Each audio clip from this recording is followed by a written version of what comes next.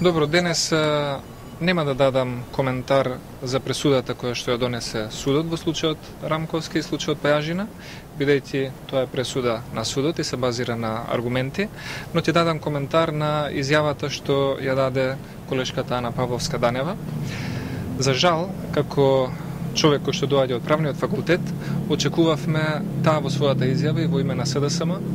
да им даде поддршка на институциите и на судството и на самиот процес кој што се води во судските кулуари, без разлика дали организиран криминал, перење на пари, затојување на данок или што и да е друго, но гледаме дека СДСМ и понатаму дава поддршка на осомничените или осудените за одредени сторени кривични дела.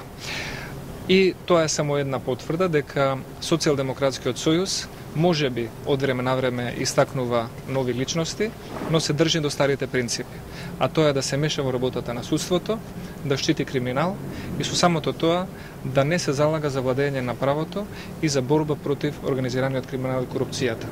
Она што е интенција на ВМРО-ДПМН, тоа е бескомпромисна борба против криминалот и корупцијата,